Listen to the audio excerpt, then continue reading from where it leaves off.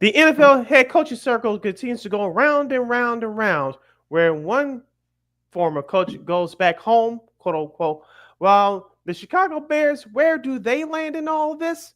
We'll give you the details.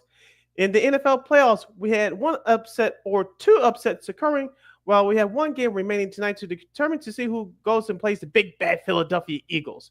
In basketball, the Chicago Bulls welcome back an old friend while getting beat at their own game. In college football, the National College Football National Championship is now set for next Monday with Notre Dame facing Ohio State. That, in time permitting, old school TV Monday. That and a whole lot more. So Monday edition of Second City Sports starts right now.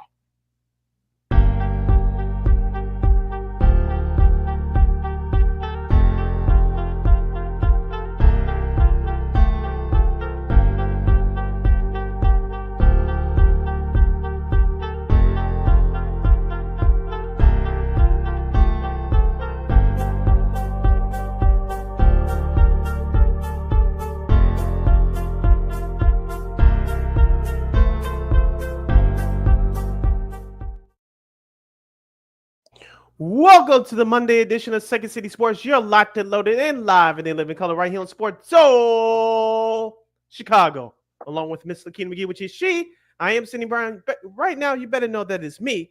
You can follow yours truly on the Twitter, X, and the IG at CK80. Once again, it's CK80. That's SIDKID80. That's SIDKID80. You follow my Kingdom again on the Twitter, executes again, IG. Be sure to download that Sports Zone Chicago app wherever you get your apps. Please follow Sports Zone Chicago on all social media platforms, such as Facebook, Twitter, X, Instagram, and YouTube. Please subscribe to our podcast. We're located at War Media Podcast. That's WARR Media, PODCASTS. We are on all podcast platforms, including the iHeartRadio app. And while you're at it, please give War Media a follow at WARR Media on all social media platforms, such as Facebook, Twitter, X, Instagram, and YouTube. And thank you very much in advance for your support.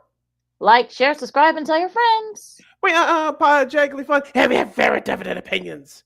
If you have any definite opinion during our 2-hour extravaganza we call a Sports Talk Radio Show, you can always hit us up at Sports Zone Chicago's Facebook page or at Sports Zone Chicago on YouTube. Type in those questions or comments in the comment section. Lakina will get them up on the screen for you. But if you decide to troll, endure, do something silly, dumb, or stupid, I've given Lakina full powers to give you Dumbos to build and be a boot. Toodles. But before we begin, we must remind you whether you're watching us live on our Facebook or YouTube pages or you're catching us on the replay. Shout out to the replay gang. Don't forget, 24 hours a day, 7 days a week, 365 days a year. We are always here for you, live and on demand. And you know we will provide.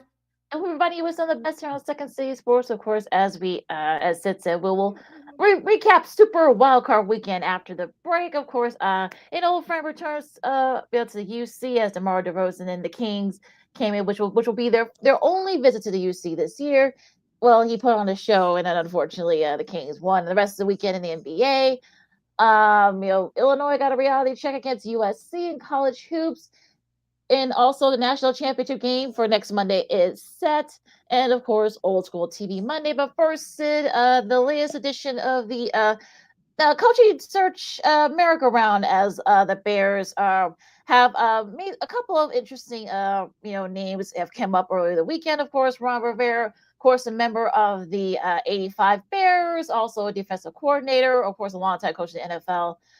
Going to the Super Bowl with the Panthers back in 2015. Of course, that team lost to Peyton Manning and the Denver Broncos. Of course, his last stop was in Washington.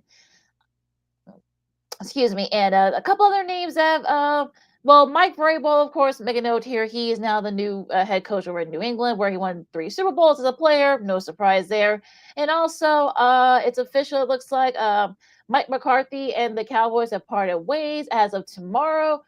And of course, the Bears got turned down by the Cowboys from talking to him last week. So now, of course, we'll see if I'm sure the Bears are going to try to talk to him again. But first, Sid, sorry with Chico Rivera, as we call him here in Chicago. I mean, I guess it doesn't hurt to listen, but I think, look, his last winning season was 2017 with Washington. and you thought that, okay, yeah, there was a lot of parameters that kind of kept them from succeeding. But even Mhm. still, I mean, this leader of men, or however Ryan Poles wants to call it, and this reeks of, I guess, a George McCaskey type, getting his sticking his nose in and such.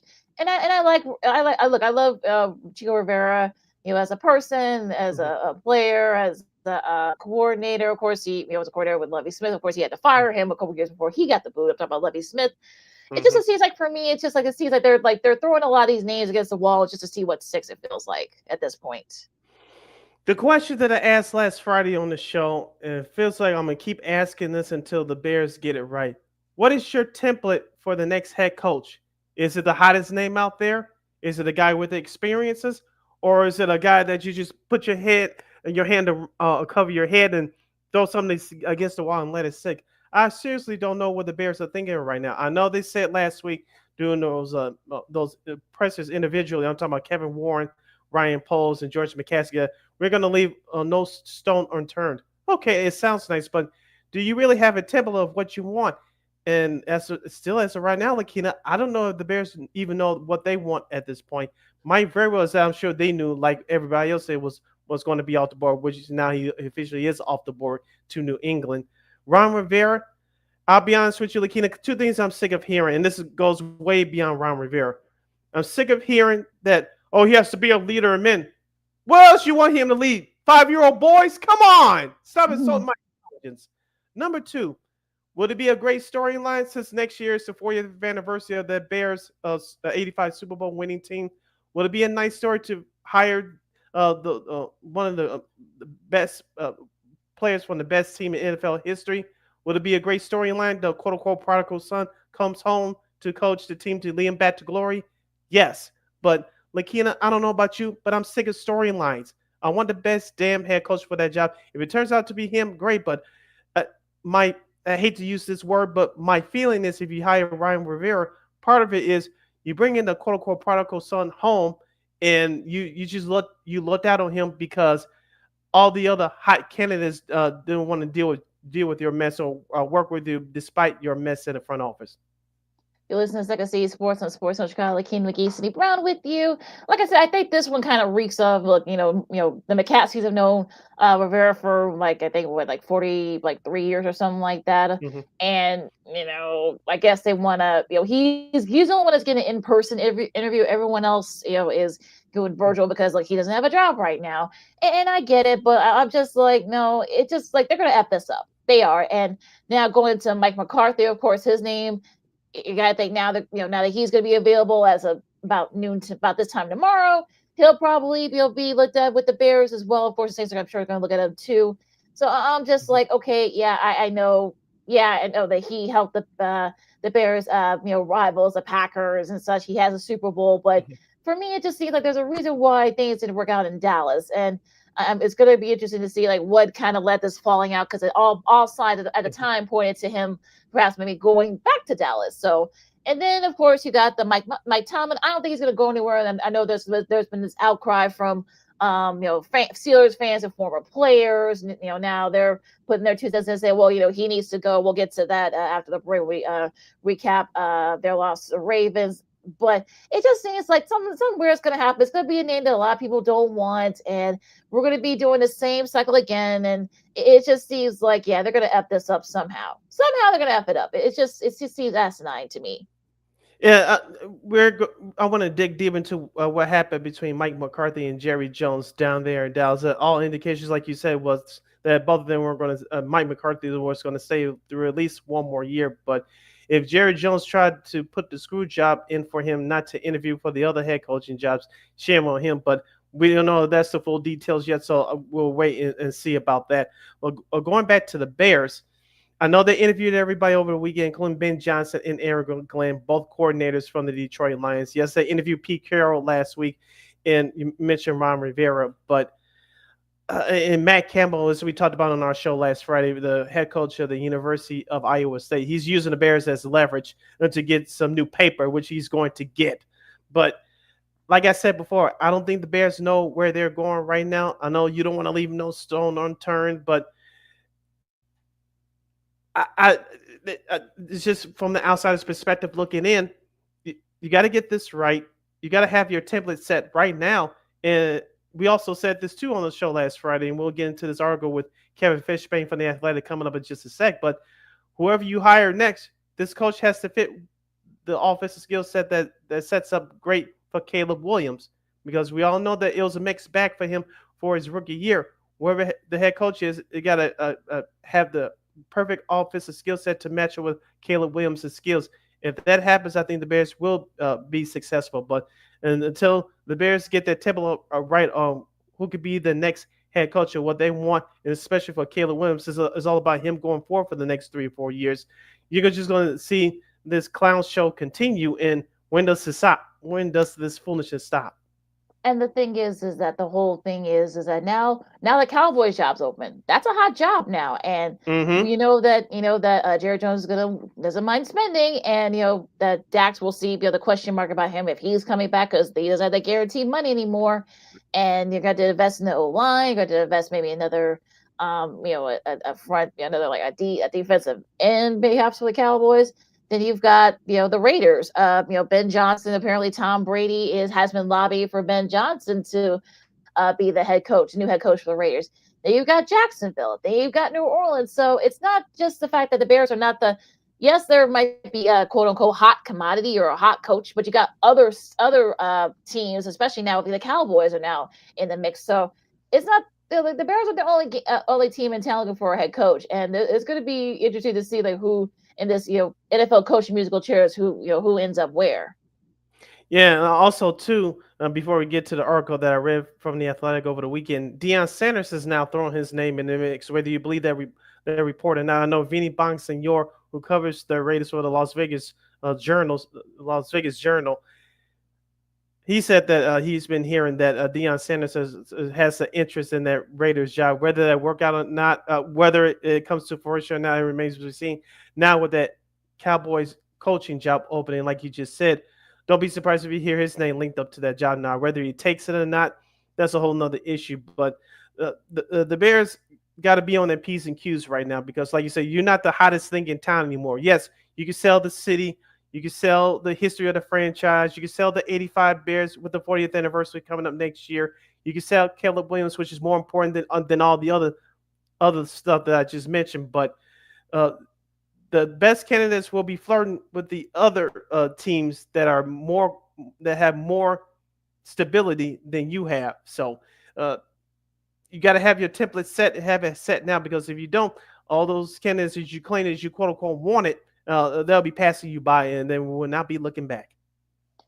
Yeah, I saw that Kevin Fishman article, and it's going to be kind of interesting to see like what like I don't the thing is that the Ryan Poles we don't know he's not saying like how much his contract how long he has left on his contract. So for me, I think I'm sure there's going to be guys are going to be asking that like, okay, how long are you here? Because if this is a lame duck year and the team doesn't do well next year, is that whoever the new GM is going to be, unless they promote Ian Cunningham from within. But Mhm. now he's going to, I'm sure he's been, interviewed for jobs, just interviewed for the Titans job, a GM job earlier, this past weekend. So, I mean, I guess it's going to be interesting what the Bears decide to do because I think they're going to F it up somehow, some way. And yeah, it's going to be, yeah, because like if those rumors were true and that they wanted Vrabel and they wanted Vrabel, but they were too slow to jump on it, like I don't know. I mean, could it be somebody else? I mean, so it's going to be interesting to see where do they go? Like where the Bears go after all this. Yeah, in reference to that Kevin Fishbane article from over the weekend, he talked about how Caleb Williams improved over this rookie season. I would give Williams a B- C+ because of what everything was going on. You had your head coach and your offensive coordinator fired. He had to go through all that, just like with the rest of the team. But we talked about Caleb's performance through the first half of the year. It wasn't good. One of the reasons because the offensive line was terrible. Even when they were healthy starting the year, it wasn't as good. They found they found the lack of consistency in the running game until that 3 game winning streak late September to early October, using DeAndre Swift correctly. And you saw the potential of what Caleb Williams had when the Bears were 4-2.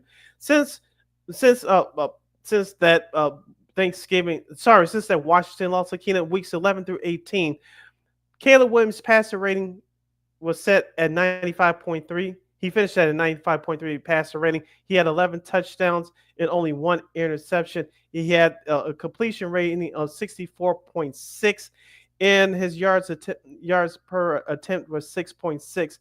And you could say that Caleb did improve by those numbers late on in the season. Of course, we talked about the weapons with Roma Duze and Keenan Allen and the lack of use of Coleman, which we both had a problem with throughout this season, which was inexcusable. But despite all the hurdles, Caleb Williams did improve despite all the obstacles in the second half of the season. I thought Kevin Fishman broke it down even further. Check out that article in The Athletic. But now, do I think that do I think that Caleb Williams expected it to be quote unquote easy coming into the year? No, but all the pressure was on him. He was one of the people featured on Hard Knocks, and the Bears were expected to do the great things and compete for a playoff spot. But with the circumstances that he went through, he had a successful rookie year. Not great, but the ceiling can and should be higher next year. But it has to be with the right head coach, which the Bears are responsible for right now.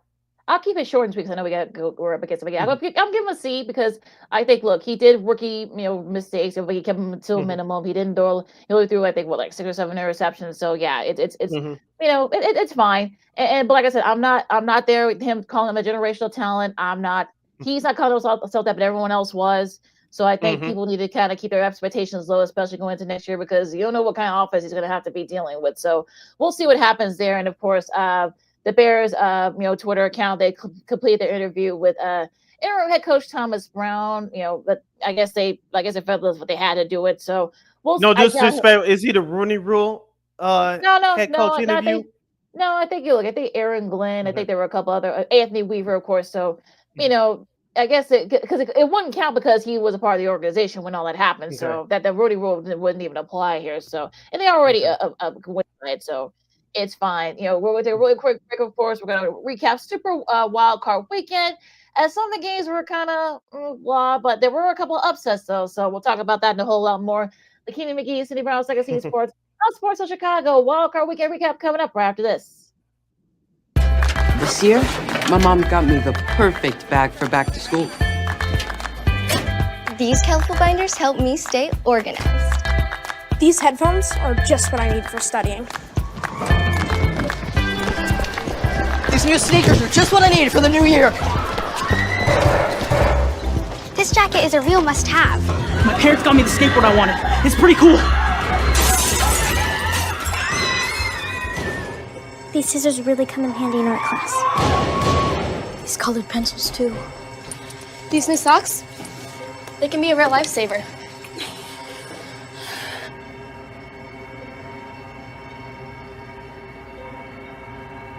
I finally got my own phone to stay in touch with my mom.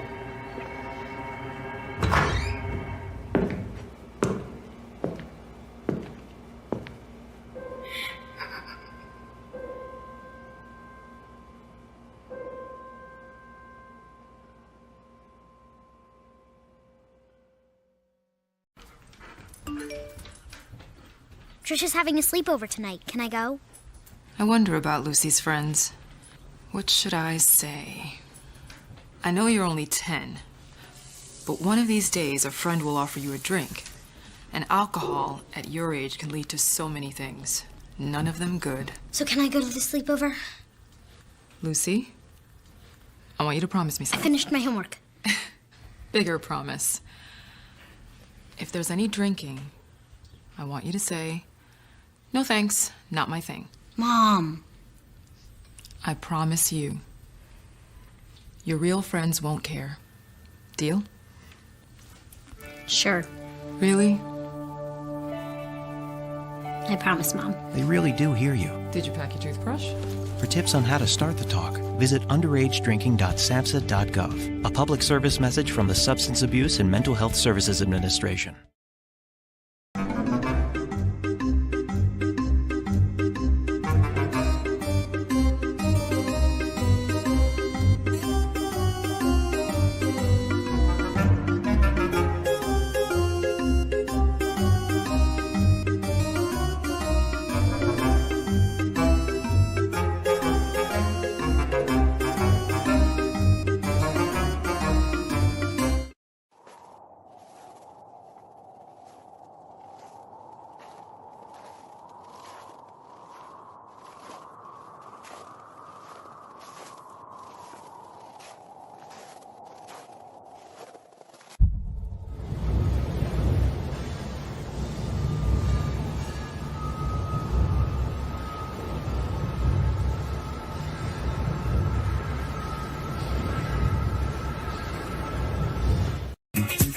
Hey, this is Dr. J, and I listen to Sean and Maya in the morning.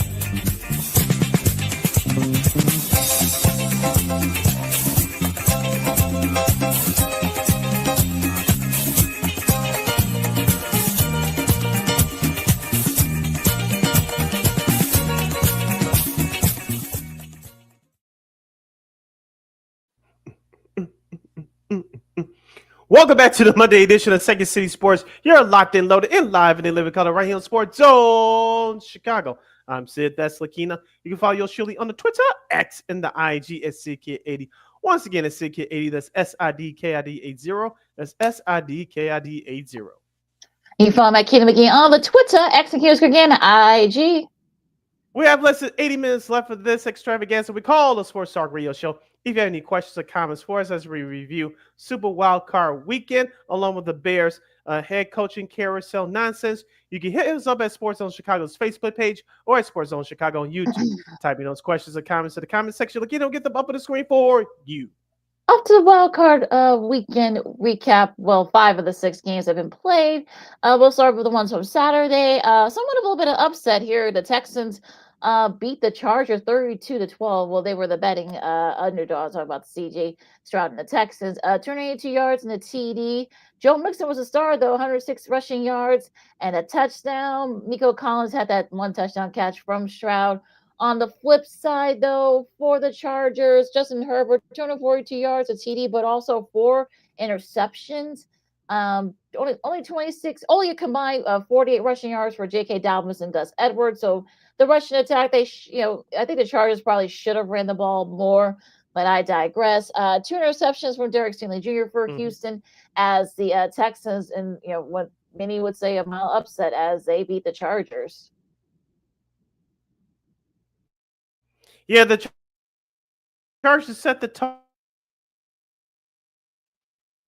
early, especially defensively, but once they got down to the red zone, they really couldn't punch the ball into the end zone. The Texans offensively got it, catching that touchdown, just 22-6. And as I said on the show on Friday with our girl Christine, the Queen Manica, Joe Mixon will have to start. He's to start injured for that Texas offense. As you mentioned, he had 25 carries for 106 yards in the late touchdown. The Texas running game struggled early, but they got going where they mattered most in that second half. And Justin Herbert, in just his second career playoff game, did not perform at his best. He shouldn't have been in that position, but with the lack of running game and failing to punch the ball in the end zone, you put that much pressure on the young quarterback like that, and unfortunately, you have a performance like that. I think the Chargers will bounce back and have a good year next year, but they will learn from this. The Texans, they did earn this win, but I think it's going to be short-lived.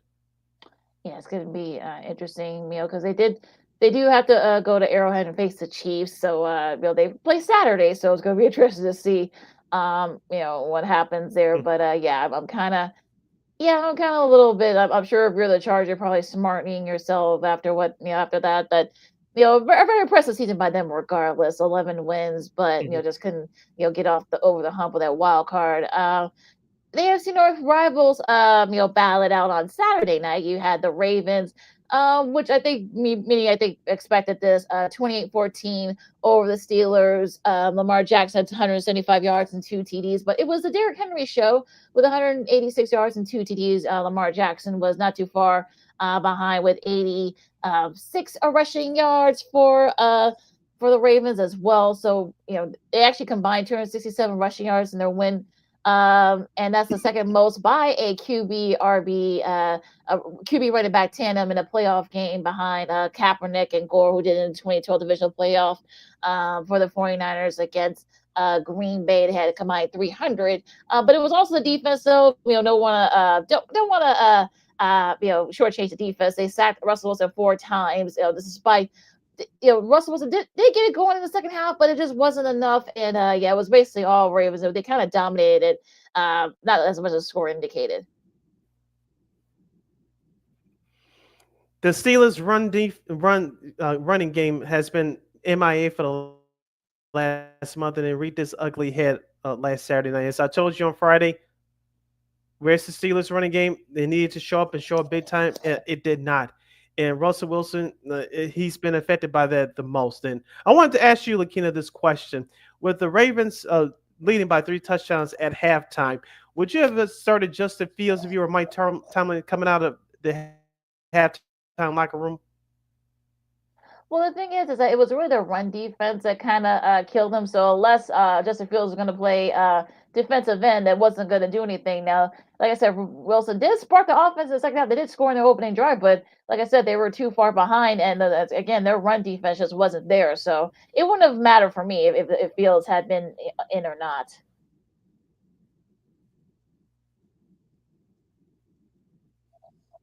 I said I would have tried it, but that's a whole nother story for a whole nother time. But you mentioned it was the Derrick Henry show, 186 yards of 26 carries and 2 rushing touchdowns.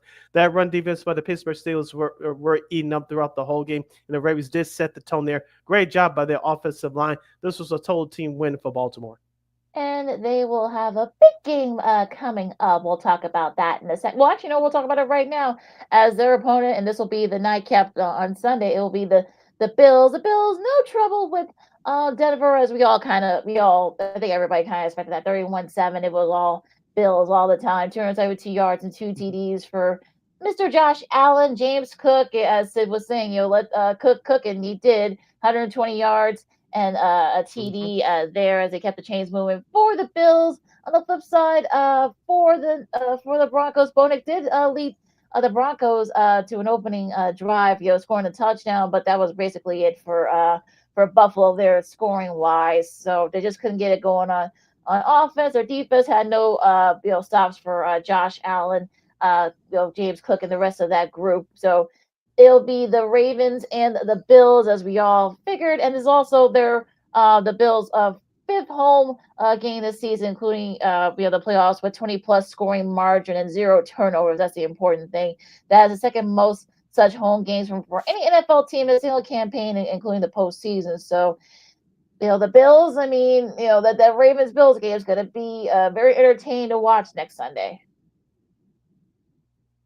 Yeah, I wish that was the AFC Championship game, but the Lady Luck is not on our side as fans. But back to yesterday's action, the Broncos came out on fire, scoring the opening touchdown of the game, but that woke the Bills up, and they responded by scoring 31 unanswered points. James Cook, as you mentioned, over 120 yards and a touchdown. Josh Allen, which he didn't have to do everything. He threw for an easy 272 yards and 2 touchdown passes, including one jaw-dropping throw to Ty Johnson late in the game there. So Buffalo, they did what they had to do, as we said on our show last Friday. You put the foot down and never let go on Denver. Do not give that team any confidence that they can think they just walk into your backyard and take this playoff game. So Buffalo did what they had to do. Now they have all the time in the world between now and next Sunday night to get ready for Baltimore, which obviously is going to be a tougher opponent. We'll talk about that matchup on Friday, but go to yesterday's wild card game. That's really Second City Sports and Sports Social Colleague Keaton McGee, Cindy Brown with you. We're recapping the NFL wild card weekend. The afternoon slate here. You got the Eagles, no trouble with the Packers in a tough physical game, 22-10. Jalen Hurts, only 2 TDs, 131 yards, but it was all Saquon Barkley, 119 rushing yards. On the flip side, Jordan Love, 212 yards and 3 interceptions. Josh Jacobs had a rushing touchdown, but it wasn't enough. And the shorthanded Packers that kind of came back to bite them. We knew it was going to be a tough game for them. And Dallas Goedert had let's just say poor Carrington Valentine. I mean, he got just bomb rushed not once but twice by Goddard at 47 yards going to receive yards going to that TD there. Devontae Smith had 55 receiving yards as well. But it was AJ Brown's book that caused a lot of inspirational, but that caused a lot of buzz there as he was reading through the sidelines. But even still, the Eagles took care of business against the Packers. To everybody out there, reading is fundamental. Mic drop. But back to yesterday's action. The fumble by the Packers on the opening kickoff, I thought, set the tone for the entire game. The Eagles went down there and scored right away. As we talked about on the flip side for the Green Bay Packers, they have been injured all year. Jair Alexander did not play yesterday. We told you that Jordan Love was injured throughout the year. He injured his knee against the Eagles in the opening weekend game in Brazil. Of course, he had that growing injury in the middle of the season at Jacksonville. He wasn't the same after that. But even though Josh Jacobs had over 100 yards for the evening yesterday, that Packers running game struggled to get it going yesterday. And I don't know if you caught the halftime report on Fox. Lakina, I thought that Jimmy Johnson broke down the Philadelphia's first half performance very well. The offensive line, including Lane Johnson, number 65, I thought they protected Jalen Hurts very well. As we told you on Friday, he was going to get off to a slow start and certainly build up in the second half, which is exactly what happened. But Philadelphia's offensive line, I thought, did a great job, both pass protection and in the running game department with the run block. I thought they did a heck of a job. That's why Saquon Barkley got off for 119 yards yesterday. In the defense, even though they sacked Jordan Love twice, that defense had another stellar performance. So, as I said throughout the season, and I'll say it again, Detroit better watch out. Philadelphia's the second best team in the NFC, and they proved that yesterday. And yeah, I mean, like I said, it was just like I said, the Packers were just completely shorthanded, so unfortunately, it just wasn't there for them.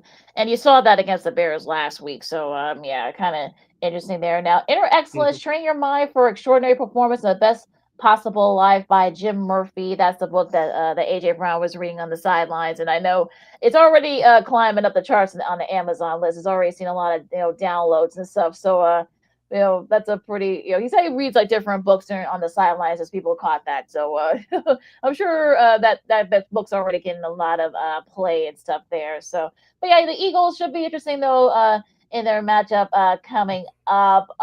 But yeah, saying the NFC, of course, this is probably another one of the bigger upsets. Probably the biggest one, I think. The Commanders beat the Bucks 23-20, and it'll be probably the most thrilling game of all the weekend games. Jaden Daniels, 268 yards and 2 TDs. He also rushed for 36 yards there. Baker Mayfield on the flip side had 185 yards and 2 TDs. Bucky Irving had 77 rushing yards as well. Mike Evans, 92 receiving yards and a TD there. Terry McLaurin and De'Ami Brown for the Commanders each had a TD and 89 receiving yards apiece. And what's interesting here is that it was a big fumble that I don't know if they were the Bucks trying to do like a jet sweep or something, but I guess the handoff to Irving from Mayfield, I think it was dropped and they were able to recover. Bye was able to recover, and that led them down the field for the TD, which ended up being the go-ahead, the TD that tied it. And then, of course, they ended up winning it through a Zane Gonzalez field goal. And it was just like, well, we'll get to studs and dusts, but yeah, this was actually a pretty thrilling game. And to the Commanders' credit, I mean, they unfortunately Dan Quinn didn't win for it, and the score probably should not have been goals if you think about it, but they gave up field goals, but it ended up not biting them, so they actually did go for it, and they ended up getting the TD there. So, but yeah, the Commanders get their first win since '05. That's 6,945 days for those who are scoring at home. So it's been that long since the Commanders have won a playoff game, and there have been 3 instances where where a team had 0 punts, 0 turnovers in a game behind a rookie starting QB, both regular postseason, and of course that's Jane Daniels did that all season long in week 2, week 3, and last night. So very nice showing there by the Commanders in that upset in Tampa. Without Googling, Lakina, back in January 2005 for the Washington football team's last playoff win, who was the head coach without Googling? Good Lord. By going 05. Let's see. 4. I don't know. Shoot. Joe Gibbs in the second go-around. Oh, okay. All right. Yeah, that makes sense.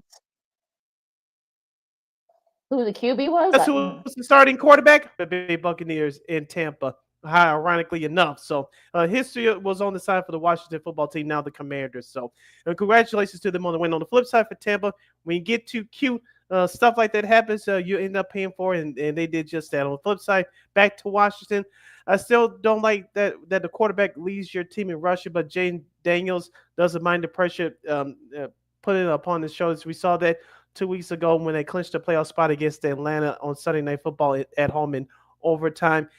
And I know he got hit, scratched in the face early in the game, but he came back and showed what a gamer he is, and you can tell that his teammates and the whole team just rallies around him.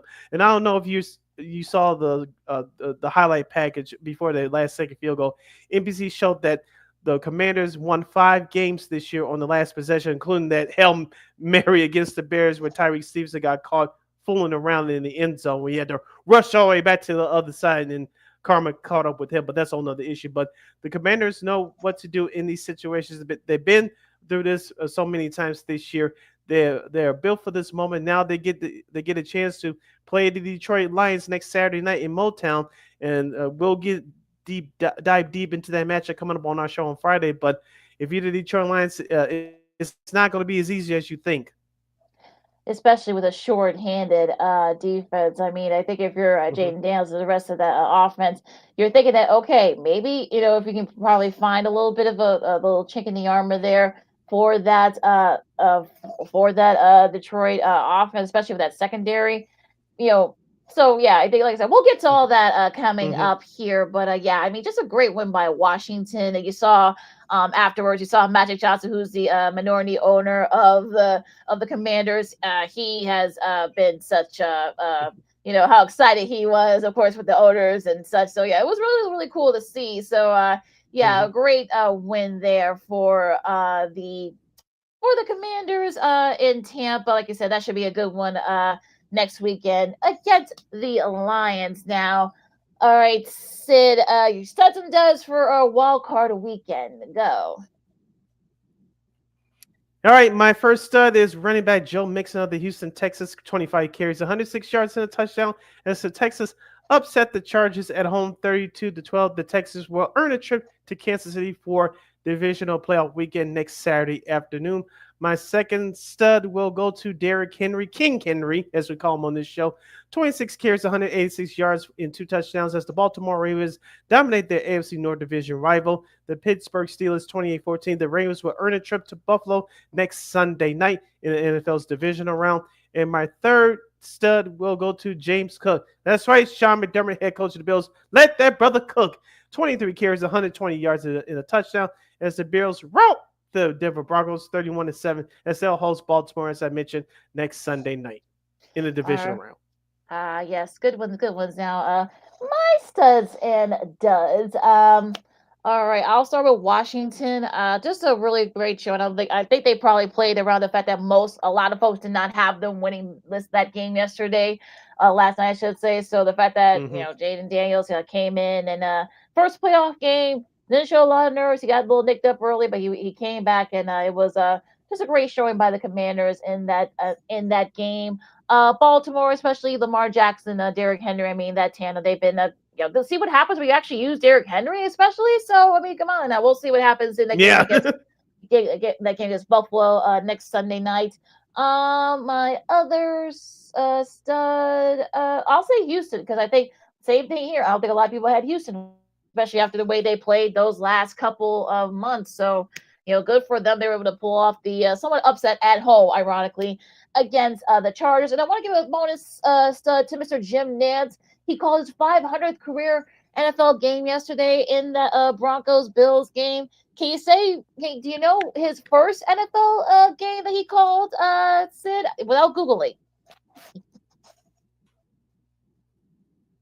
Without Googling, did it involve the Chicago Bears? No, it didn't. 1988, it was the Colts and the Bucks.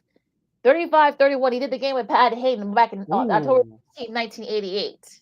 So yeah, that was his first game, of course. Now, the Eric Dickerson years with the. Yep. So yeah. So congrats to him.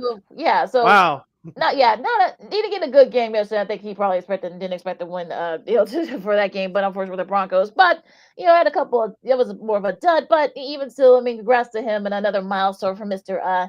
Nance here. Now, speaking of duds in respect here with our duds, Tampa Bay, really, what the heck was that? You didn't hear, and plus, look, there's a time and place for doing all that really cute stuff. Like, that wasn't the place or the time to do that. I mean, you should have done that, like, when you're in their territory, talking about Washington. don't do it in your own territory. And of course, look what happened. You fumble, and then of course you gave up the lead, and of course you end up losing the game. So I think Raheem, no, Todd Bowles, you're going to be that's going to give him nightmares throughout the off season. Baker Mayfield as well. Hmm. Pittsburgh, really Pittsburgh, your run defense. And also, if you are going to try to run Mike Tomlin out of town, there's going to be a lot of teams that are going to be running by for his services. Just saying. So for both the Steelers and their fans, and the former players who are calling for Tomlin's head. And let's see. I guess, well, I don't know if I want to call it a dud, but I guess, well, Green Bay was shorthanded. Denver, you thought that wasn't gonna happen, but I guess the Chargers only because I didn't know like what the heck happened. Well, Justin Herbert, especially 4 interceptions, that's not good. Yeah. My first stud will go to the Chargers offense. You only muster up 12 points against the Texans. We know that the Texans were coming in injured and battered up and struggling in the running game, but you put that much pressure on Justin Herbert, bad things are going to happen. So unfortunately, the Chargers had to learn their lesson the hard way in the playoffs. So with Houston getting that win to advance to play Kansas City next weekend, the Chargers are my first dud. My second dud is Mr. TJ Slayton, the defensive lineman for the Green Bay Packers. He had that stupid personal foul penalty hitting Jaden Hurts of the Philadelphia Eagles toward the end of that game. The Packers were very undisciplined. He decided to get into it with a couple of the coaches, including head coach Matt LaFleur. I thought that was boneheaded right there. Even though the game was out ahead, you still got to be disciplined and don't get stupid. So TJ Slayton, the defensive lineman for the Green Bay Packers, gets my second dud. My third dud, it will go to the Pittsburgh Steelers running game. As I've been saying on the show for the last couple of weeks, it's been MIA for the last month. It did a disappearing act again. You could blame Russell Wilson, as you say. You could blame Mike Tomlin, but it was the lack of running game that cost the Steelers their advancement in the playoffs. All right, as we wrap things up here in this segment with the NFL wildcard, we got one more game left. This will be on ESPN and ABC. You got the Vikings and the Rams in Glendale, Arizona, where the Cardinals play, of course, with the emerging wildfires going on out in Southern California. Of course, go to your thoughts and prayers go out to them, and go to the Red Cross's website, if you can, with money, clothes, what have you. And it's going to be interesting to see how the Rams mindset is, because they actually requested to go into the visitors' locker room, so they're used to playing in this field. They do it once every year, and what their mindset's going to be. They're going to be wearing patches and stuff. So you wonder, like, are they going to be feeling inspired to play? But also, if you're the Vikings, you kind of like, this is sort of like a redeeming game for you, because with the Vikings especially, you don't want to, you want to prove that whole thing with Detroit was a fluke. So I think if you're the Vikings, you want to try to set the tone early. Try to see if you can get Aaron Jones the ball, or try to get Sam Darnold into a rhythm. And also your defense, they got to try to slow down that, Kyrie Williams and that offense with Matt Stafford and Puka Nacua. So I think it's going to be about setting the tone and the mindset. That's why I feel like what this game's going to be tonight. It's not only a redemption for the Vikings of what happened last week in Detroit. It's a redemption of what happened in Los Angeles early in the year on Thursday Night Football when the Rams were injured. They were down on their left. They were starting guys back. The Vikings were, I believe, 5-0 at the time, and they lost a heartbreaking close game to the Rams, and that started the Rams back on the winning trend, which they ended up 10-7 winning the NFC West division. It started with that game a couple months ago on Thursday night. So the Vikings have two ghosts that have to chase out of their locker room tonight. But I'm with you, Lakina. As I talked about with the Steelers earlier, the Vikings got to get back to taking pressure off of Sam Darnold, which means run the football with Aaron Jones and Ty Chandler and whoever else decides to run the rock for the Purple Gang tonight. On defense, let's see if they can confuse Matt Stafford. He's one of those quarterbacks that's seen everything, but can you neutralize him to get him out of their pocket and make him throw balls that he normally will not throw? And on the flip side for the Rams, outside of Kyron Williams, I want to see what Puka Nacua could do tonight. I know he's been hurt in and out of the lineup all year. He's starting as one of the best second-year wide receivers of the game. So I think it's going to be a chess match tonight. I don't think a lot of points is going to be scored, but who knows? With the game being in Arizona, both teams may be inspired with the game flow to go in that route. But I think it's going to be a close, tight game, low scoring. I think I picked the Rams on Friday to win, and I don't see that changing anytime soon. So I have the Rams winning 23-20, 23-17, somewhere in that range. Should be an interesting game tonight. Of course, once again, the game is going to be on ABC and ESPN simulcast, also streaming on ESPN Plus. Now, hour number one in the books, hour number two coming up here on the Second City Sports. On Sports of Chicago, DeMar DeRozan makes his return to the UC and, puts on the show for the Kings as they beat the Bulls there. And, of course, I'm going to get make a little fun with our buddy Mac Peck from CHGO. Have that coming up. And the rest of the weekend in the NBA. Also, to Illinois, got a reality check against USC, and the rest of the beginning college hoops. And of course, the national championship game is now set with Notre Dame and Ohio State. We'll recap that game in the Cotton Bowl. And so much more, of course, Old School TV Monday. Lakina McGee, Cindy Brown, Second City Sports. On Sports of Chicago, we talk some round ball an hour or two coming up right after this. No, I don't know though. I'm scared.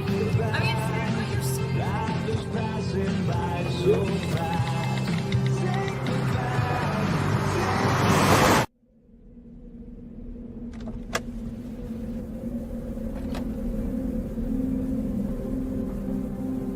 Do you know that you're in my lane?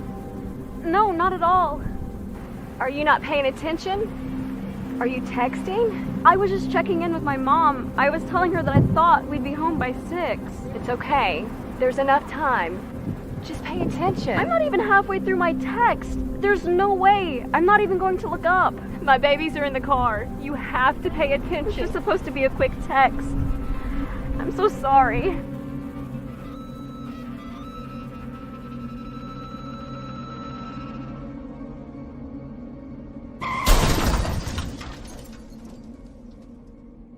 Hi, I'm Tom Brady, the director of DODEA. September is National Suicide Prevention and Awareness Month. The simple act of reaching out and caring for those in our communities is something we all can do. Just being there for someone you care about can be a tremendous first step in getting them access to confidential resources and support that they need. It only takes one person and one small act and 1 minute to make a difference. Let's make a difference.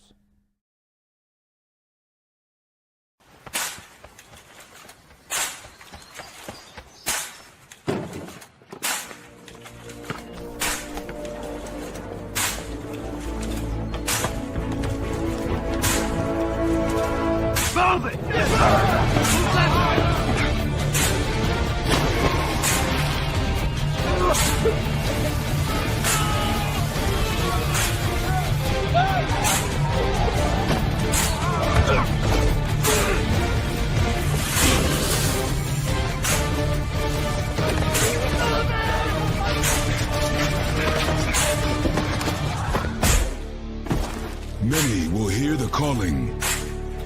Few will earn the title. United States Marine. The few, the proud, the Marines.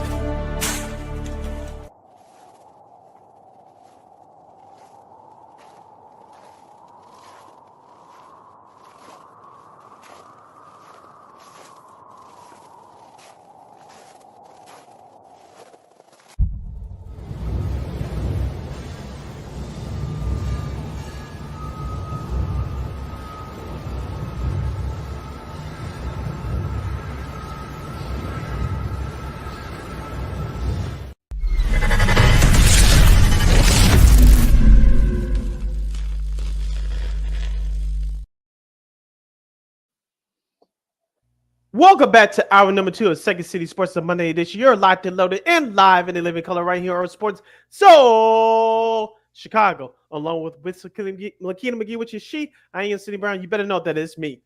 You can follow yours truly on the Twitter, X, and the IG at CK80. Once again, it's CK80. That's SIDKID80. That's SIDKID80. You can follow my Lakina McGee on the Twitter, X, and again, IG.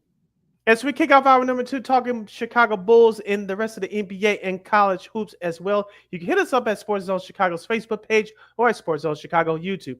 Type in those questions and comments in the comment section. Lakina will get them up on the screen for you. Up to the ground ball we go as the Bulls, of course. DeMar DeRozan made his return to the UC, and I believe this is going to be their only, the Kings' only trip to the UC this season. So nice little early matinee yesterday. But unfortunately, well, they had a nice little video tribute, which we all figured that they were going to do that. So a very classy move by the Bulls there. Of course, everyone, he and Lonzo Ball shared a nice moment. So that was really cool to see.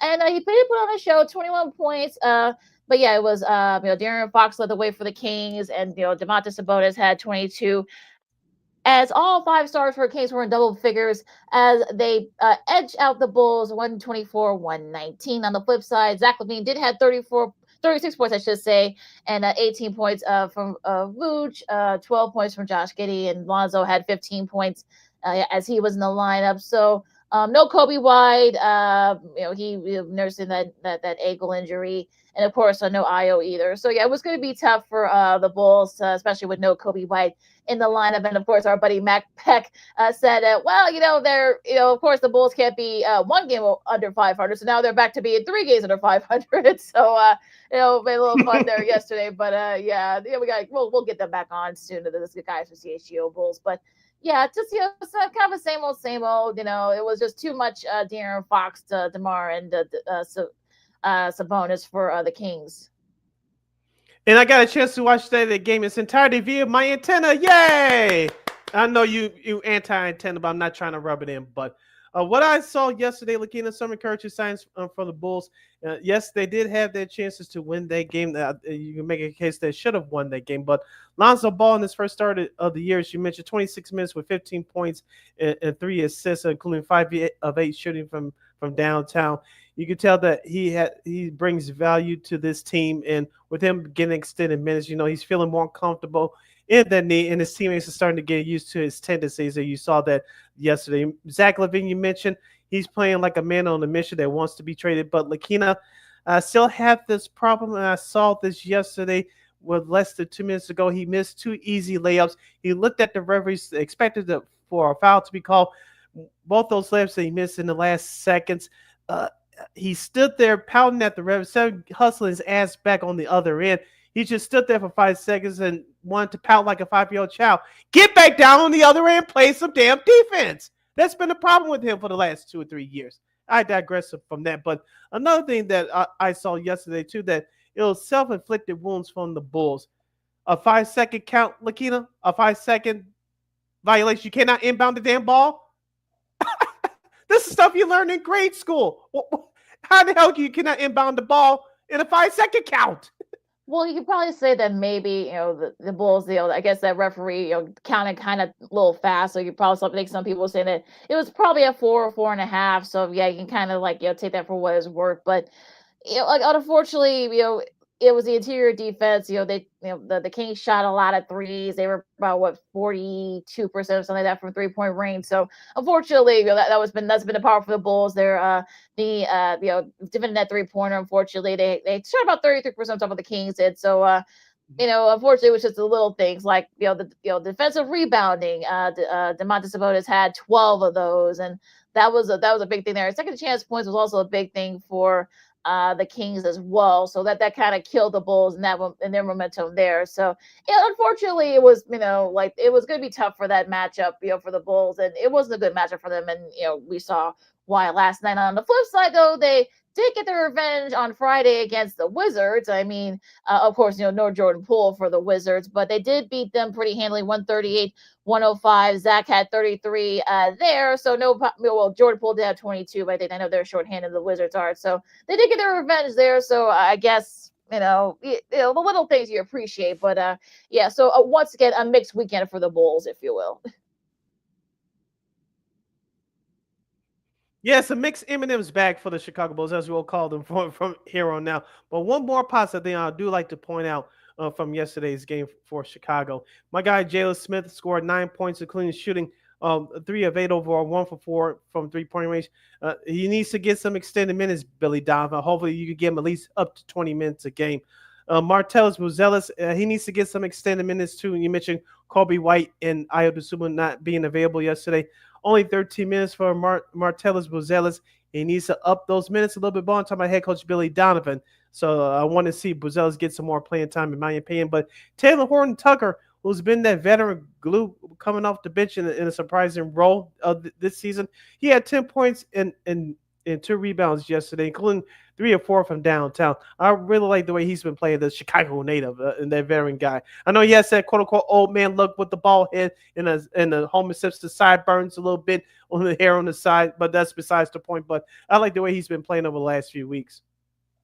Yeah, and so the homestand continues for the Bulls. They got two back-to-back games starting tomorrow. They play a struggling New Orleans squad, a Pelican squad. That's gonna be tomorrow, and of course Wednesday they play Atlanta again. So that should interesting. Next couple of days for the Bulls after Take the over in that game, as you would say.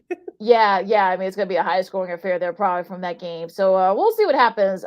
Those next two games there, we'll see if the Bulls can get back to one game under. That's for you, Matt. So we'll see what happens there. Now, what's the rest of the scores for the NBA yesterday? The Suns had to come back, but they did get their revenge against the Hornets, 121-13. Devin Booker getting his group back, had 30 points for the Suns there. Utah edged out the Nets in overtime, 112-111. OKC took care of business against Washington. Shai Gilgeous-Alexander had 27 points there. The Magic, led by 27 from Cole Anthony. They beat the Sixers.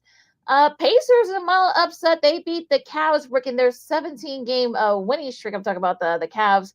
Anthony Newbard had 19 points for the Pacers in that game as they pulled off the upset. The Pacers did. The Celtics edged out the Bulls, I suppose, the Pelicans, 121-19. Jason Tatum had 38 points there. Denver beat Dallas. Russell Westbrook and Nikola Jokic each had triple doubles, I should say, in that game. So, they're trying to kind of find a groove a little bit there. And of course, Dallas continued to struggle with no Luka. Hopefully, he'll be back soon. And the Knicks took care of the Bucks, 140-106, 44 points for Jalen Brunson. He was a little bit banged up with the ankle, but he did come back into the lineup and led them the way with 44 for the Knicks. Yeah, I did get a chance to watch a little bit of that game yesterday. I'm talking about the Knicks and the Bucks. The Knicks shot the ball very well overall at 58%, 43% from 3, 18 to 41 overall. And you mentioned Jalen Brunson, he was the man of the hour with those 44 points. But OG Anunoby, who was a trade piece last year, he scored 11 points. And Karl Anthony Towns had 30 and 18. When those three guys get it going, the Knicks are very hard to beat. And also, too, let's not forget about Josh Hart.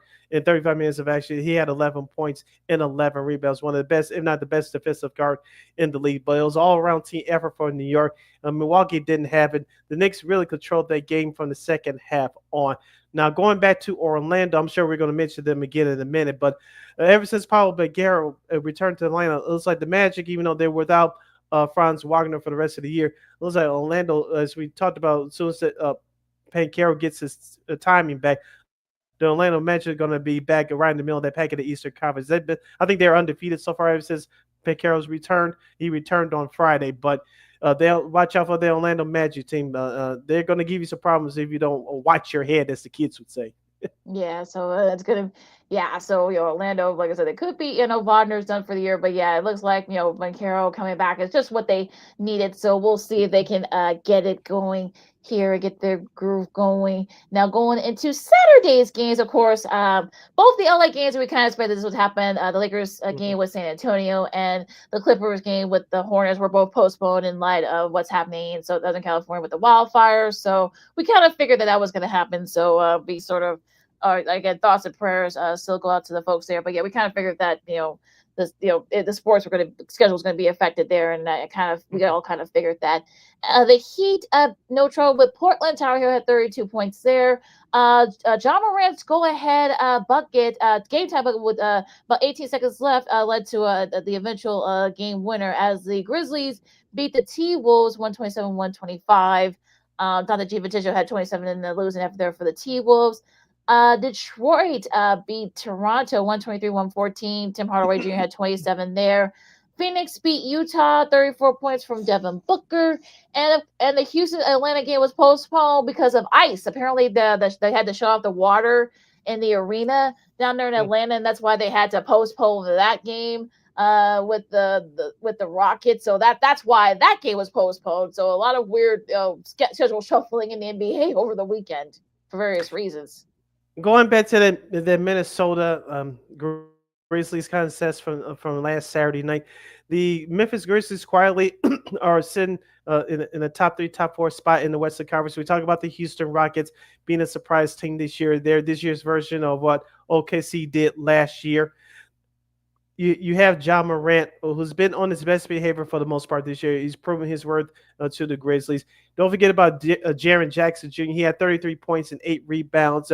He really owned the paint on the inside, and against Julius Randle and the rest of that front line of the T Wolves. But Zach Edey, he's been in and out of the lineup this year, but he's proven to having a good year despite his 8 points and 9 rebounds on Saturday. His worth is being very valued in that starting lineup for Memphis, with that rookie being the man in the middle. And let's not, even though his stats didn't show up last Saturday, Scottie Pippen Jr. in the extended playing time, he's definitely showing what he's worth as well.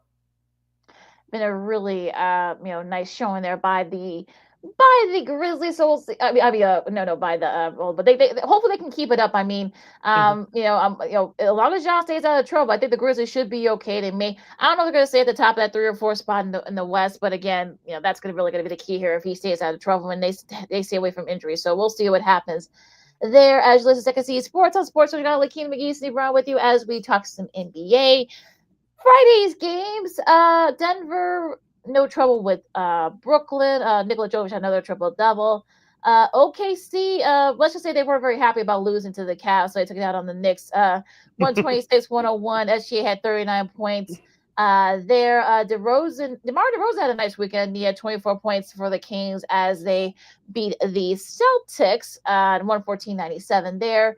The Pelicans beat the Sixers 123-115, 38 points, season high for CJ McCollum in that game. Milwaukee edged out the Magic. They did lose in that game. Talk about the Magic did 41 points from Giannis. The Pacers beat the Golden State 108-96 had 25 points from Pascal Siakam. So an interesting weekend in the NBA. I'll ask you this question as we stay in the Eastern Conference. The Boston Celtics, they barely beat New Orleans by 1 last night, but they lost to the Sacramento Kings in blowout fashion last Friday and in back-to-back home performances. I think this is the same questions in the same script that we are going through with the Celtics team last year. Are you starting to worry about the Celtics, or do you think it's just them going? This is a process of going through a long NBA 82-game regular season?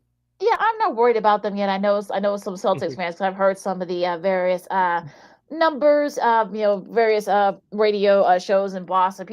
Some folks are kind of freaking out that, oh my God, they're not.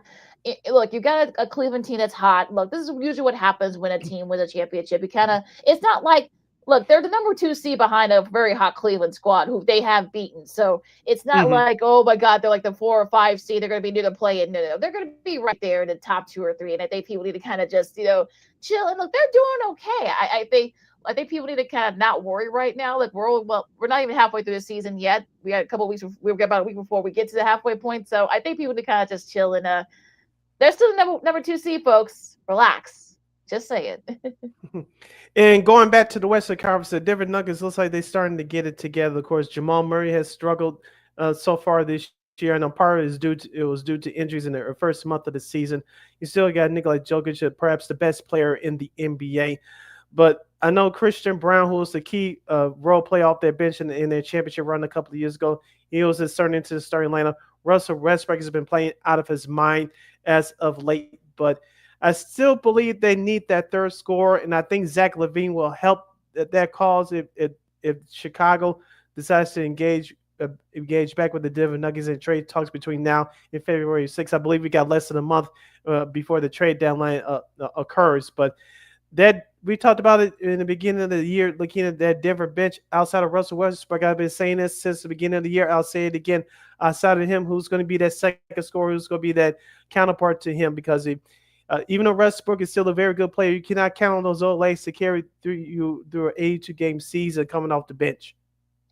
Well, I think for the Nuggets, that's going to be for the key is going to be health. I mean, if God forbid if Jokic gets hurt, or if Westbrook gets hurt, or Murray gets hurt again, that's really going to be the key. And look, because Zach LaVine could be a good fit, there in Denver, sure. But like I said, it's going to have to, does Denver have anything for for the Bulls and equal value. They probably don't. So I think he'd be a good fit. But again, Arturas is not gonna just give Zach away. He's gonna want something substantial in return. So don't know if Denver. I don't know if Denver has anything that the Bulls might want. So we'll see what happens there. Now, as far as them being the 4 seed, like I said, I don't know if Houston and Memphis, I don't know if they're going to be the top 3. If we talk about this again, after the All-Star break, again, we'll see. There's still like a little bit of a logjam in the Western Conference still. Well, if you go outside of OKC, you got like between 2 and there's only like a 7 and 2 and a 10. There's like a 7-game difference, 6.5, 7-game difference. So a lot could happen within the next few weeks where like there might be a little bit of shuffling going on. So it'll be interesting to see like who kind of gets to the top. I mean, Sacramento is going up a little bit. They've won 7 in a row. The Rockets have won 3 in a row. Golden State has been kind of up and down lately. The Suns have won 3 in a row. Like they're starting to get it going now. That Bucks back. So yeah, the Western Conference is going to be interesting. After OKC, the Western Conference could get very interesting. I would say. Yeah, let's bring it back to Chicago for a moment. I was watching Chicago sports tonight. Excuse me.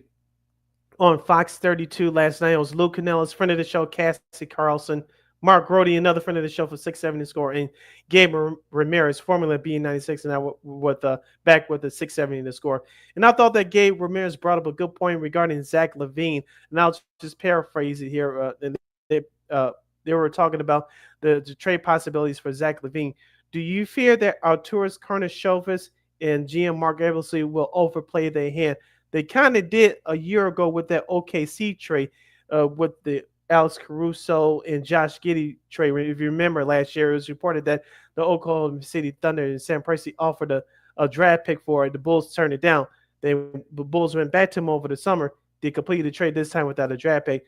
I fear, Lakina, that when it comes out to February 6th, I think the Bulls are doing a great service, holding out for the best offer for Zach LaVine, but I'm getting that fear that they're going to overplay their hand, and then we're going to start hearing stories after the season that the Bulls should have pulled the trigger, and they're going to be sitting in the same position again this coming summer like they did last summer. Oh, that was the best deal for Zach LaVine. We passed it up. I'm getting that fear again, Lakina, and I'm panicking too much, or is this real? Well, first of all, I'm glad Gabe is back at the score. I think he was a big asset there, so I'm glad that Mitch Rosen brought him back. But yeah, as far as this concern about Zach, I mean, I think look, it's really going to depend on what does AK and Eversley, what do they want? Do they want someone? Do they want like a star with an expiring contract? Do you want draft picks? Do you want all this other stuff? I mean, this is really going to be the thing here for me as far as that's concerned. I mean, yeah, I think your fear is valid. Because we saw what happened last year with that Caruso trade. I don't know why they didn't try to get a couple of draft picks for Caruso with Giddey, but again, I digress there. But yeah, I mean, like I said, it's going to be interesting. It's like what team's going to be vying for his services? We heard Sacramento. We've heard, I know Denver. They're interested. I've heard like. I think I read somewhere that maybe, and I think I forgot which Eastern Conference team it was, but I think there was an Eastern Conference team that might be interested in his services. So, like I said, it's really going to depend on what they can feel like they can get value. It's going to be hard to find that equal value, especially when you still got a couple years left to pay on that max contract. So it's going to be interesting to see like what they do with what they're going to do here. Are they going to try to get draft picks? Are they going to go full on rebuild? I mean, are Bulls fans going to be patient with a full-on rebuild? I mean, look, you saw the crowds there at the UC the last couple of games. I mean, look, people are still going to the games. I know people, are too much to the screen of some folks, but this is really the reality. So it's going to be interesting to see what do they decide to do. I mean, do you trade, LaVine? It's probably your biggest asset. Do you try to get something for Vooch? So you can't really do anything with Io because he's been hurt the last couple of weeks. So. Like I said, it's gonna be interesting what the Bulls do. So I don't know. I mean, these next couple weeks are gonna be very interesting, especially these next couple of games. And let's not forget Lonzo Ball, who got his first start yesterday. He could be on the table as well. So we'll see what happens as we head into the February 6th trade deadline. Before we hop into the college basketball talk, we'll give you the schedule for the NBA for this upcoming week. Starting with tonight, the Minnesota Timberwolves will face the Washington Wizards in our nation's capital. Detroit will visit New York to play the Knicks. Golden State will continue their East Coast road trip. They'll visit Toronto. First game of the NBA TV doubleheader tonight, the Memphis Grizzlies will face the Houston Rockets. That's going to be a great matchup there. As of now, the San Antonio Spurs will face the Los Angeles Lakers in Los Angeles. That's the second game of the NBA TV doubleheader at 9:30. And as of now, the Miami Heat will play the Los Angeles Clippers in the new Intuit Arena. That's also at 9:30. So the two games of Los Angeles, as of this live broadcast, will be scheduled to be played tonight. Lakina, let me just say this. Even though the Rams are not playing in Los Angeles, they're playing in Arizona for that playoff game. I'll be shocked that these two games with the NBA will be played tonight. I know they got to get back to business as usual, but if your football team is playing in another state, but the two basketball teams are still playing, that's just kind of weird there. That's just me personally. But as of this live broadcast, both the Lakers and Clippers are scheduled to play tonight. We'll see if anything changes with what time our show's over the next hour or two, because that's usually what happened. That's what happened on Friday, because we went out about an hour or two later. They pulled out the schedule saying that both those games the Friday's games were postponed. Both those games were postponed for Friday. So we'll see. I'm sure they're gonna have to do something else, maybe make up the schedule, but we'll see. Now going to tomorrow's matchups, Cleveland and Indiana. That should be a good one at 6:00. That's gonna be the first game of TNT, True TV, and Max. Be shooting on Max, so it's gonna be a first game of that doubleheader. You got OKC and Philadelphia. I mean, that seemed like a good idea earlier this season. That seemed like a nice matchup, but we'll see. Phoenix, they go back on the road against Atlanta at 6:30. We talked about the Bulls hosting the Pelicans at 7:00 at the UC. Sacramento and Milwaukee. That should be an interesting one on 7 as Sacramento continues their East Coast trip. Denver and Dallas, that should be a good one, even without Luka. That's 8:30 on the TNT, True TV, and Max is the second game of that doubleheader. And Brooklyn and Portland at 9:00. Your schedule for Wednesday looks like this. The first game in the ESPN Wednesday night doubleheader will feature the New York Knicks at Philadelphia to take on the 76ers. Other games that will follow on Wednesday, Boston at Toronto. The Atlanta Hawks will pay a visit to the United Center as the Bulls will play in back-to-back games at the United Center. This will be the second game of that back-to-back homestand for Chicago, as the Bulls will host the Atlanta Hawks. Other games for Wednesday, Orlando will visit Milwaukee. Dallas will visit New Orleans. Memphis will visit San Antonio. Houston and Denver, that should be a high-flying scoring game there. Charlotte at Utah. The second game of that Wednesday night doubleheader for ESPN will feature Golden State at Minnesota. That's at 8:30. Rounding up the rest of the schedule for Wednesday, Miami will continue their West Coast road trip at Los Angeles to take on the Lakers. And the Brooklyn Nets, they'll continue their West Coast road trip. They'll face the Clippers. Again, to be determined if those games are played. Thursday's games, you got Indiana and Detroit at 6. You got Phoenix continuing their East Coast trip at Washington. You got Cleveland and OKC. Could be a finals preview, perhaps. Once again, they're facing each other. No, we're not repeating them ourselves. They're facing each other again. This is the TNT True TV Max Thursday night doubleheader. You got the Clippers. I'm sure they'll probably play this game. They're going to be on the road in Portland. And you've got Houston and Sacramento, and then another intriguing matchup there. Sacramento's back home, facing a good Houston squad. That should be a good one. That's the second game of that TNT, True TV, and Max doubleheader at 9. And that is your schedule for this week in the NBA. You listen to Second City Sports, the Monday edition. You're locked and loaded and live in the living color right here on Sports Zone Chicago. Sid looking here with you. Following our last time out, we had to dig into the weekend that was in college basketball. UIC had a tough loss against in-state rival Bradley, while the Fighting Illini were shocked at home against USC. USC made history on the road. We'll tell you about that coming up. We'll review last Friday night's college football playoff game between Ohio State and Texas. Did Texas get a raw deal, or did they shoot themselves in the foot? And plus other sports media news and time permitting, Old School TV Monday. That and a whole lot more. You stick and stay right here on Sports Zone Chicago. This year, my mom got me the perfect bag for back to school. These colorful binders help me stay organized. These headphones are just what I need for studying. These new sneakers are just what I needed for the new year.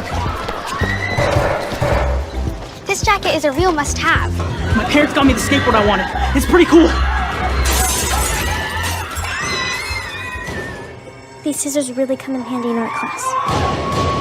These colored pencils, too. These new socks, they can be a real lifesaver.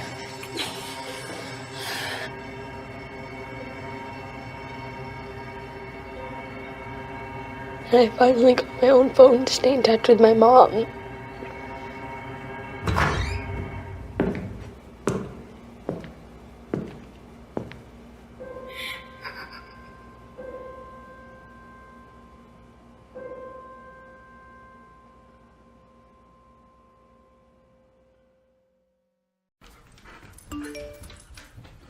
Trisha's having a sleepover tonight. Can I go?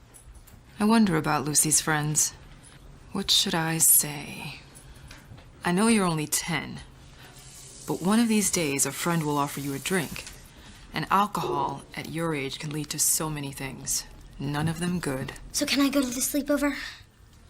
Lucy, I want you to promise me I something. finished my homework. Bigger promise. If there's any drinking, I want you to say, "No thanks, not my thing." Mom. I promise you. Your real friends won't care. Deal? Sure. Really? I promise, Mom. They really do hear you. Did you pack your toothbrush? For tips on how to start the talk, visit underagedrinking.samhsa.gov. A public service message from the Substance Abuse and Mental Health Services Administration.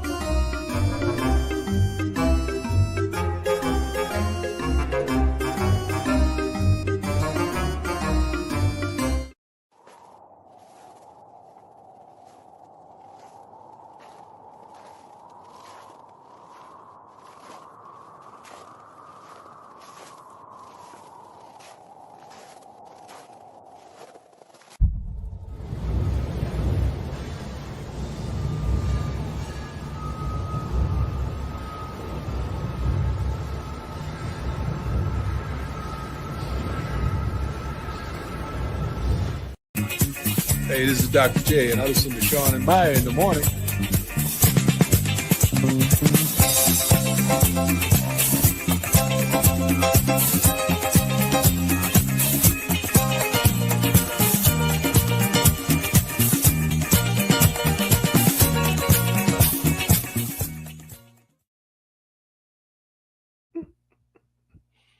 Welcome back to the Monday edition of Second City Sports. You're locked and loaded and live in the living color right here on Sports Soul Chicago. I'm Sid. That's Lakina. You can follow yours surely on the Twitter, X, and the IG at SidKid80. Once again, it's SidKid80. That's SIDKID80. That's SIDKID80. You can follow my Keenan McGee on the Twitter, X, and IG. If you have any last minute questions or comments for us as we wrap up today's show in our grab bag segment, you can hit us up at Sports Zone Chicago's Facebook page or at Sports Zone Chicago on YouTube. Type in those questions or comments in the comment section. Again, we'll get them up on the screen for you. We stay in the hardwood, but the college variety as the Illini suffered a tough loss against USC, 82-72. I think it's been about good Lord, it's been I think about 10 years since the Trojans have beaten the ranked team on the road. So a nice 15. win for Eric. But yeah, so it's been the Eric Musselman first nice win for him as sports with all the stuff that's going on around their campus with the wildfires. I know they needed. I know they and their fans needed this. So Desmond Claude had 31 points, was a season high for him. Wesley Yates Jr., who went to my alma mater, and he had 15 points. Rashawn Agee, he's the one who went to my alma mater, Bogan. He had 13 points off the bench for the Trojans. Ben Hamrichis had 15 points. Trey White only had 11 for the Illini. Of course, Kuna Jonas, well, he was out. Of course, I think that elbow injury has been bothering him. So we can tell that team looked very ordinary. Illinois does when he's on the floor, and so USC, Derek Ray was able to take advantage of that. Yeah, he's missed the last two games. They got a tough schedule coming up. They had a tough game tomorrow. We'll get to that in just a moment. But watching the majority of that game, first of all, before I forget, shout out to our homegirl, Colin Mills of the Big Ten Network. She did the pre-halftime and post-game show for that game. So I hope we can get her back on the show in the near future now since she's back home full time. But back to the game. When USC jumped out to the 19-10 lead, I said, this is going to be a long day for the Fighting Illini, especially as you mentioned, without their best player. But the Illini fought hard, but they just couldn't get that key defensive stop. They did not shoot the ball particularly well overall. They shot the ball at a 37% clip, only 21% for three. But the free throws, Lakita, even though it was good, 19 to 21 for the free throw line, they missed a couple down the stretch. And then, of course, with the rebounding, it was even there, but USC had a +3 advantage at the end. But 15 turnovers and giving up 46 points in the paint, that's just not going to get it done. No, it's not. And like you said, it's tough for the Atlanta, especially with conference play. It was in full swing. We'll get to that in a second. But Mhm. Tennessee with a nice bounce back win against Texas by 4. Zakai Ziegler had 16 points.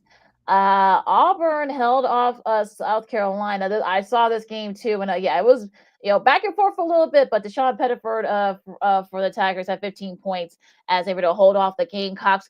Curtis Jones 26 points off the bench as Iowa State, they had to go to overtime, but they edged out Texas Tech 85-84. That was a thrilling game too. Watch that game as well.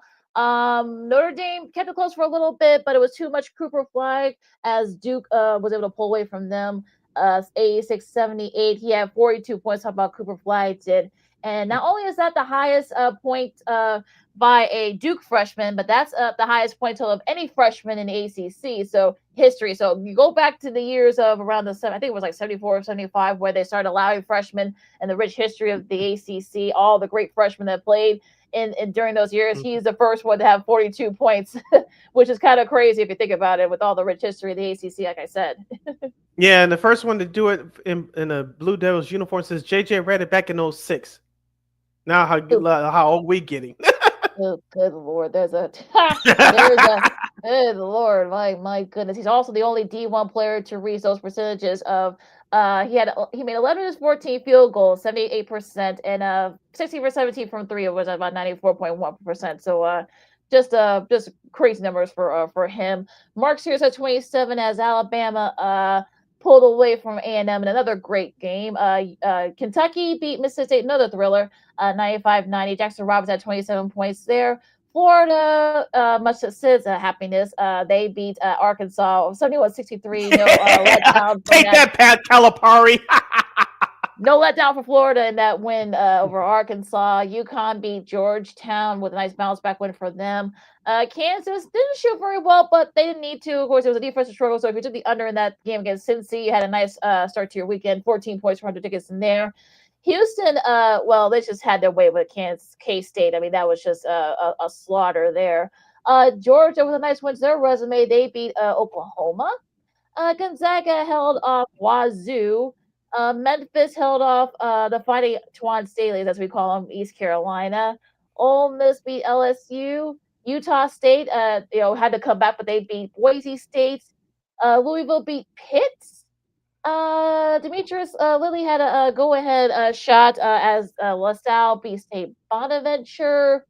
TCU beat BYU by 4. A nice one for them. Freshen up their resume. Clemson beat Florida State. These are all Saturday's games, mind you, folks. St. Joe's beat Loyola very handily. Syracuse beat Boston College. And let me see any other scores of note. DePaul has now lost 18 straight Big East games as they lose to Xavier, which ironically 2 years ago that was actually their last Big East Conference tournament, Big East Conference win, I should say. They actually beat Xavier, so no false alarm for that one, at least not just yet. So, that's why you lose your hair yet. Well, yeah, it was going to be tough, but yeah, they still got a lot of work to do over there. St. John's beat Villanova, a little bit of letdown there for Villanova with that loss. Baylor beat Arizona State in overtime by 6. Arizona beat Central Florida. So yeah, those are some of the games from Saturday. Yeah, one game of note locally from Saturday, Bradley, as I mentioned, going into the break, they beat UIC on the near west side, 61-60 on the last second bucket. UIC dominated the game statistically, but they couldn't shoot both teams couldn't shoot the ball well from 3. Bradley shot it at a 30% clip, while 2 for 23 from UIC from 3. That's not going to get it done at shooting at 8% clip, but the key statistic was the free throws. 18-27 from Bradley, only 14-23 from UIC. Yeah, that was definitely the kicker there. And Zeke Dean had that go-ahead three-pointer with only 2 seconds left. That was actually the only lead, Bradley's only lead. I saw the highlights of our buddies from GN Sports. That was yeah. So not a good. Well, I mean, yeah, I mean both these teams are going to be up there in the Missouri Valley Conference because of course this is probably going to be a one big lead. So definitely a nice win for nice win for Bradley. They're coming back, and like I said, that was only the lead, and that was the only lead that counted. So go figure with that one. Going to yesterday's matchup, Oregon edged out Penn State in a little bit of a thriller there. Northwestern still trying to find their first win in the Big Ten. They lose to Michigan State. Jaden Atkins had 14 points despite Nick Martinelli's 27 points for Northwestern. But yeah, they've been struggling lately in conference play so far. Michigan State has been really good so far, and I think Coach Izzo likes the fact that no one's really talking about them. They're very quiet, so I think he likes it that way. So yeah, so far, but they've been quietly creeping up the rankings. Purdue no trouble with Nebraska. West Virginia beat Colorado. Michigan with a nice win against Washington. These are yesterday's games, mind you, folks, and that's really that's about it. Well, Stony Brook, Stone Hill beat Chicago State 58-62 there, but. Going into this week's games, of course, a couple of good ones. UCLA and Rutgers. These are tonight's games. They're going to be on FS1 at 5:30. Big Ten Network, you got Minnesota and Maryland. Okay. Let's see. Any other games of note? That's really about it for tonight's matchups. Okay, going into Tuesday, number 15, Mississippi State. They'll travel to face the number 1 team in Atlanta, Auburn Tigers. That's at 6 p.m. on the ESPN SEC Network. Marquette, number 7, Marquette will face DePaul at Wintrust. That's at 6 p.m. on the CBS Sports Network. These are games for Tuesday. I mentioned if Illinois find a line, they'll have to go on the road. This time to Hoosier, to Assembly Hall in the Hoosier State as the final line will face Indiana. Indiana's 13-4. The Illini, with their loss on Saturday, they dropped to number 19, and their record's now 12-4. Their game can be seen on Peacock at 6 p.m. Marquette and DePaul at 6 o'clock on CBS Sports Network tomorrow. We'll see if they can, DePaul will try to get their first win in conference play. Number 21, Ole Miss and Alabama. That's going to be at 6 o'clock on ESPNU. Texas A&M and Kentucky. That's going to be on ESPN2 at 6 tomorrow. Northern Illinois, they host Miami of Ohio. Not that Miami, but Miami of Ohio, just outside Cincinnati at 6 o'clock on ESPN+. Georgetown and St. John's. We've always fun when these two teams face each other. It's going to be at 6:30 on Peacock. Providence and Creighton at 7:30 on FS1. Miami, speaking of, they've been a little bit of a struggle lately. They're going to be rebuilding. They face Duke at 8 o'clock on ESPN. Cooper Flag dropping another 40-piece. Don't be surprised. Mizzou, right. The Friday Night Burn, as we call them, Mizzou. They face Florida, number 5 now. Florida is at 8 o'clock on ESPNU. Wisconsin, they're back in the top 25. They've been playing pretty well lately as they host Ohio State at 8 o'clock on Peacock. Texas Tech and K-State, that's going to be at CBS Sports Network, also at 8 o'clock. Clemson and Georgia Tech on ACC Network. Iowa and USC at 9:30 on FS1, the Big Ten matchup. Yeah, I know. Welcome to college sports in 2025, folks. Sorry. Number 25, Baylor and Arizona, the Big 12 at 10 o'clock on ESPN. Yes, I know. I'm sorry. UCF at Arizona State, also the Big 12 at ESPNU at 10 o'clock. And a good one here in the Mountain West, you got Colorado State and San Diego State at 10 o'clock, also on CBS Sports Network. All right, games to note for Wednesday. Number 9, Kansas will face number 2, Iowa State. That's at 6 p.m. on ESPN2. Penn State and Michigan State will do better on the Big Ten Network at 6:30. Number 23, Georgia will face number 6, Tennessee. That's at 7 o'clock on the ESPN SEC Network. Number 10, the Houston Cougars will face West Virginia on ESPN Plus at 7 o'clock. Number 17, Purdue will face the University of Washington on the West Coast. That's at 8:30 on the Big Ten Network. And number 22, the Utah State Aggies at 16-1. They'll travel to Las Vegas to take on UNLV at 10 p.m. on CBS Sports Network. Texas, Oklahoma, and the old Red River. Even though it's not football, of course, it's always a Red River rivalry when these two teams play. That's going to be at 9 o'clock on the SEC Network. Let's see. Bradley, they host Indiana State. It's going to be on ESPN+. West Virginia and Houston at 7 o'clock on ESPN Plus as well. Penn State and Michigan State on the Big Ten Network at 6:30. Southern Illinois and Missouri State is going to be at ESPN Plus at 6 o'clock as well. Cal and North Carolina, 6 o'clock on the ACC Network. And going into Thursday's matchup, I know there's a couple here for Thursday. If my computer can cooperate here. Memphis and Temple on ESPN2 at 6. You got Michigan. Let's go, Penny. Number 20, Michigan at Minnesota. So only FS1 at 6. Let's see what else here. Anything else of new? That's about Maryland and Northwestern. Well, Northwestern will try to get their first win of Big Ten play. That's gonna be on the Big Ten Network. Rutgers and Nebraska at 8 o'clock is gonna be on FS1. Nebraska's won I think like 15 straight in the Big Ten at home.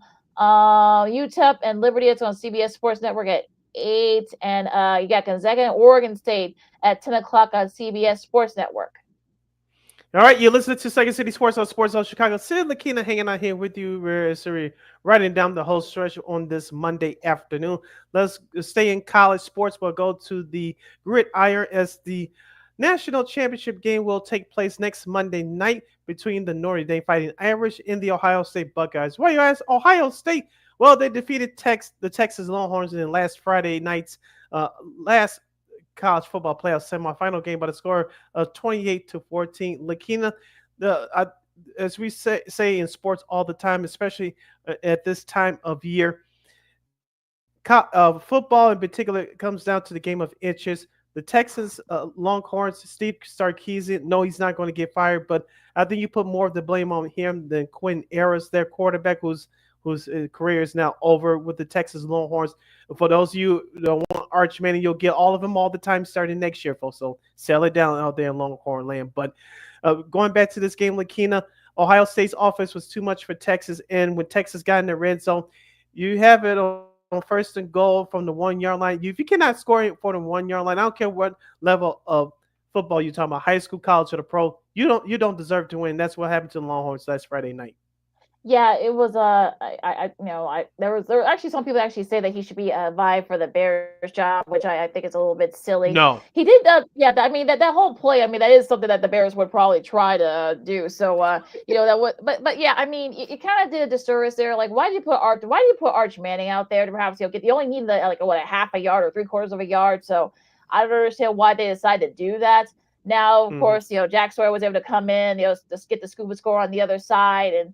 Of course, that ended up being the dagger for Ohio State over Texas. So you're going to be, and I think they're going to be thinking about that too for a while. And this is why you don't do those kind of plays. Again, did Tampa feel that way too? I mean, look, at least in that case, they were actually in the goal line, so they were deep in their own territory. But that's another. I digress. But yeah, I mean that was just a weird game. It was back and forth for a little bit. Then you saw that maybe Texas was able to perhaps had the chance to tie it, perhaps maybe even maybe try to take the lead, and they went for 2 there, but you took that away from the hands of your offense, and that's a Sarkisian thing. That was not a you were saying, but of course he is going to get the blame for it, unfortunately. So now, of course, Ohio State, they're back in the title game, and they face Notre Dame. This is going to be their second time to be facing each other in the title, and we'll talk about that. Hopefully, we'll have somebody on to preview that game coming up this week, but I just think that it's going to be interesting to see, Ohio State. I mean,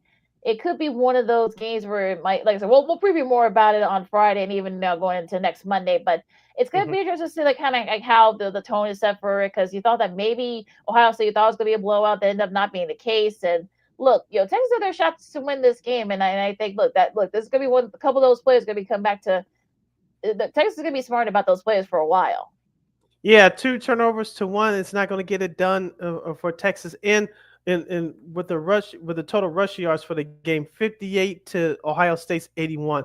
Those are the 2 things that's going to linger over that team this offseason. You couldn't run the ball. We know Ohio State's defense is not stellar, but it's very good to complement that high power offense that they have. But where if you can't run the ball and you shoot yourself in the foot, especially down there at the goal line, it's a recipe for disaster. So it should be an interesting game between, like I said, we'll preview that game. Of course, the game's not until next Monday. So we'll preview that game between Ohio State and Notre Dame, as both teams will be vying for national championship for the first time in a long time on both ends. So, like I said, we'll see what happens there. As the Second City Sports on Sports Chicago, Keenan McGee, Cindy Brown with you as we kind of, before we get to Old School TV Monday, of course, it's going to be interesting to see, going to women's hoops for a second. South Carolina, I should say, they didn't have no trouble with Texas, 65-50. So it's good to see that that women's basketball is still thriving even without Caitlin Clark and Angel Reese in that group. So, that's kind of interesting how that kind of all works. The crowd's still pretty good. The Rays have been not been great, but they've been okay. They've been solid.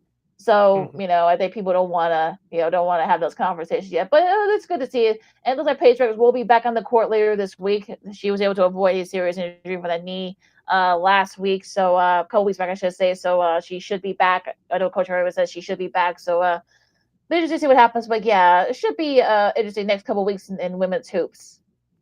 Yeah, you mentioned with some of the injuries to some of the key players, including Paige Beckers, and I like the way Juju Watkins has been playing so far this year. I like the way that she's the new face along with Paige Buckets for college shows, as we talked about before. As long as you have your key players that you want to sell your sport to be healthy, and you have to put them on at a reasonable time where people can watch it. The only competition that you really have right now is the NBA. I know football is in the middle of a playoff run and they'll be winding down soon in a few weeks. But with March Madness around the corner, and with compelling basketball, the ladies should get their due. Now I know they've been on ABC here and there in the early part of the year, but once football is done, I know ABC is committed to hockey in the NBA on Saturdays, especially. But hopefully the ladies could get a little bit more time on a All broader right. scale.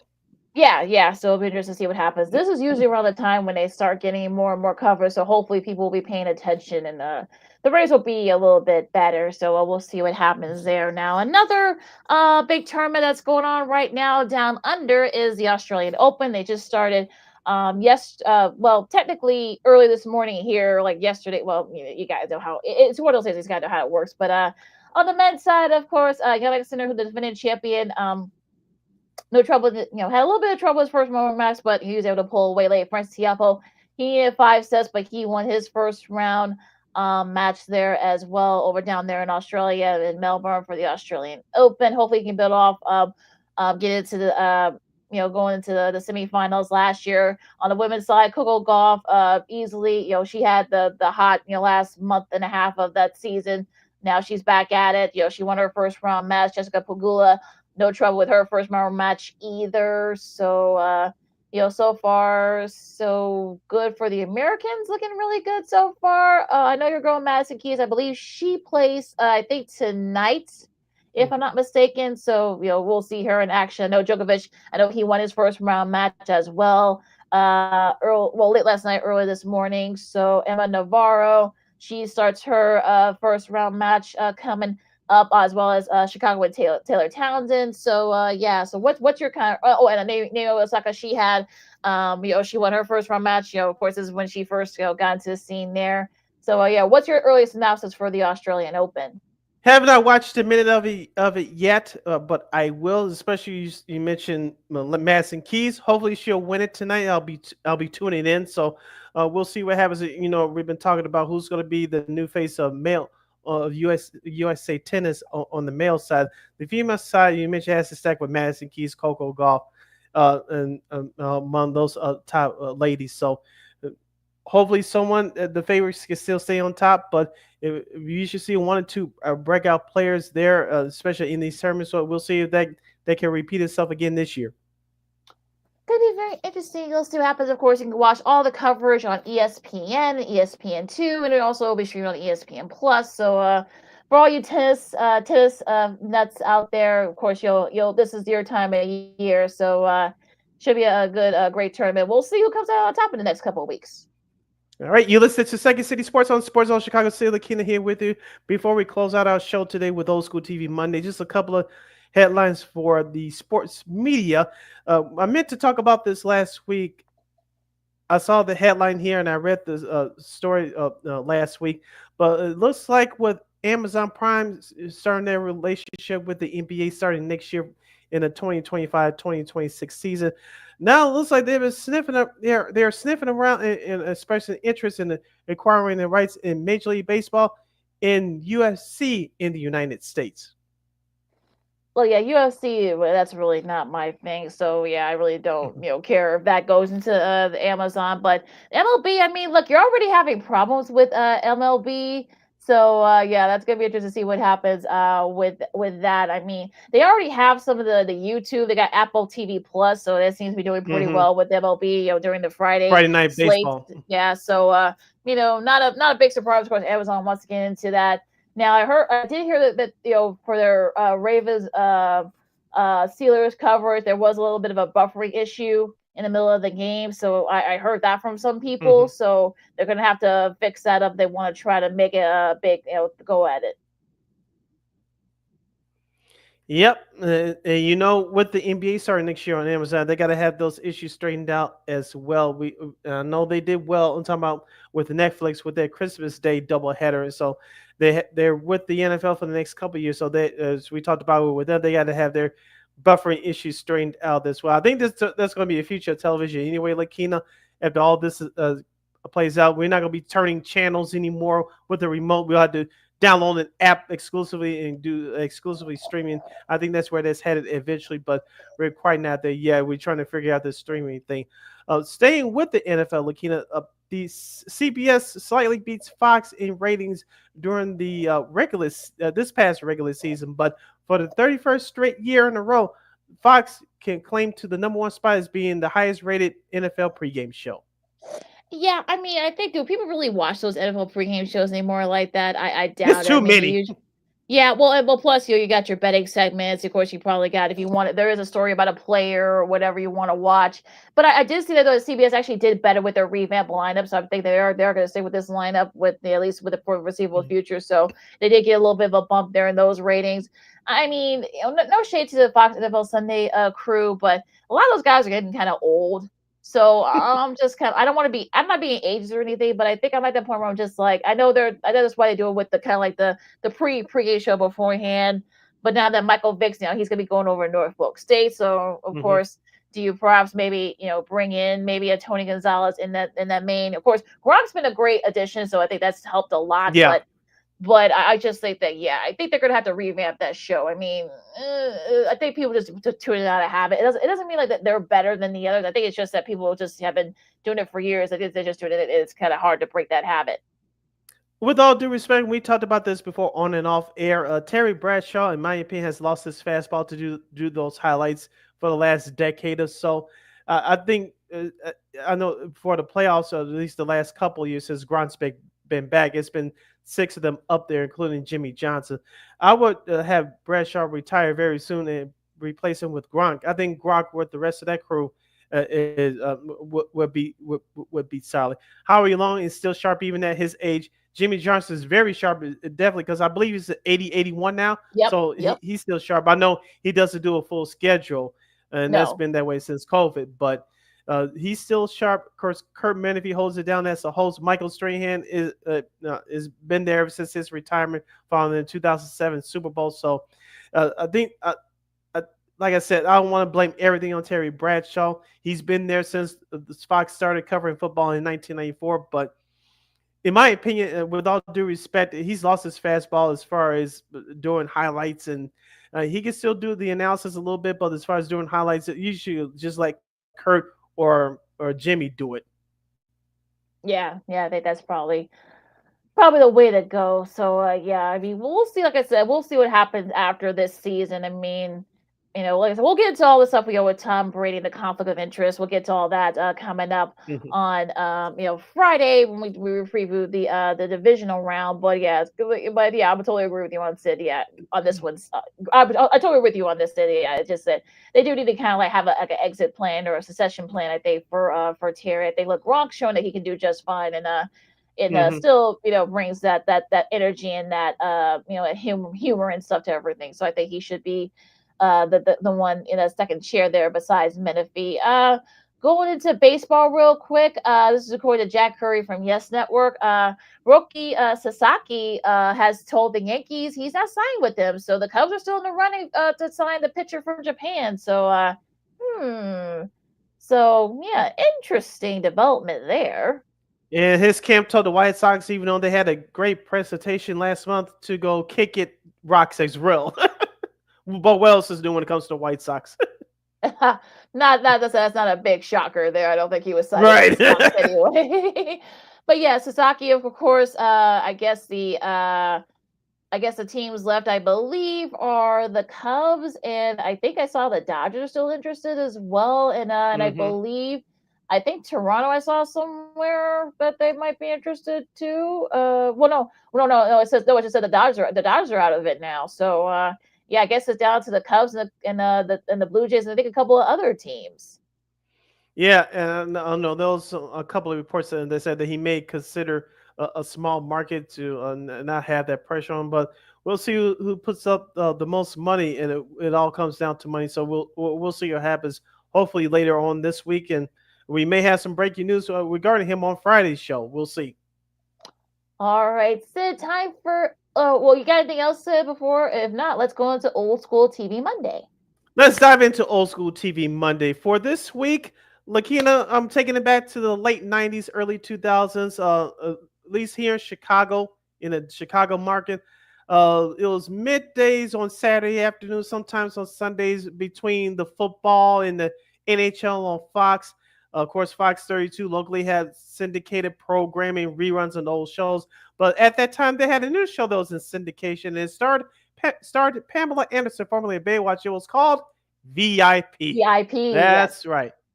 VIP was an American action comedy drama television series that starred Pamela Anderson. It was created by J. F. Lawton, and the series was aired in syndication from 1998 until 2002.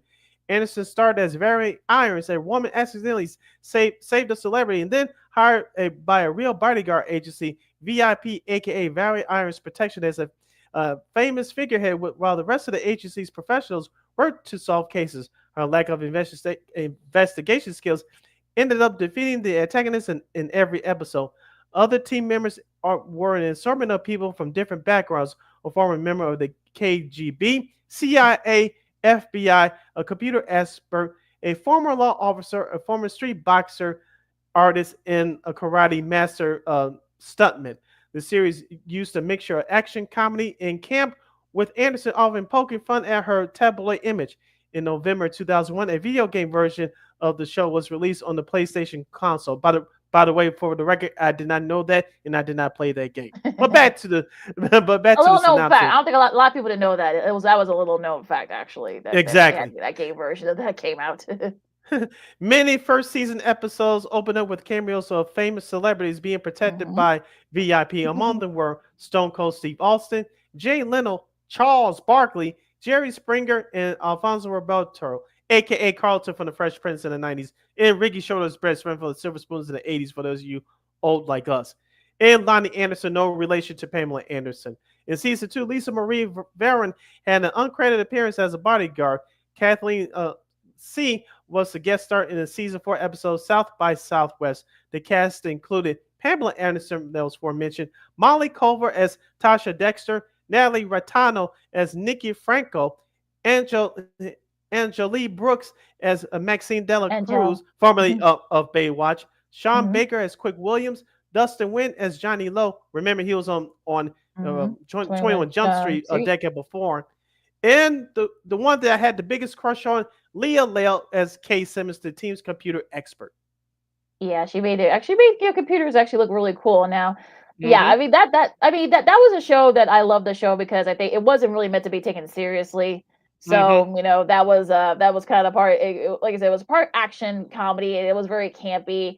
But again, those were kind of shows that were happening during the late '90s, early 2000s. I know Ian Ziering also made another appearance as well. Coolio, God rest his soul. So yeah, I mean, it was like a really cool, kind of like a sort of like a like a bodyguard kind of thing, and kind of made fun. And I think that's why people love the show, was that Pam Anderson made fun of herself, all the tabloid rumors and whatnot. I know she was going through a messy divorce with Tommy Lee during that time as well. So that kind of, this was sort of like her kind of like that kind of distracted her. I know she brought both her sons on the set. Sometimes. Molly Culver, she was one of my favorite characters. Tasha, I mean, she was kind of also unlucky in love. So that was during some of those episodes. Sean Baker, loved him on there as well. So yeah, I think it was a very like I said, it definitely fit the mold of what those shows were back in the late 90s, early 2000s. And a fun fact about VIP, in 1999, the series was nominated for a Primetime Emmy Award for Outstanding Main Title Theme Music. And in 2002, it was nominated for 3 Daytime Emmy Awards, winning one for Outstanding Single Camera Editing. Yep, yeah, it did, and it aired. I think it aired on. I think here it aired. I think on Fox, I believe, back in during the Mm-hmm. I Yep. think like they had like 3 or 4 o'clock. I think on the weekend. So that was that kind of the height at the height of it.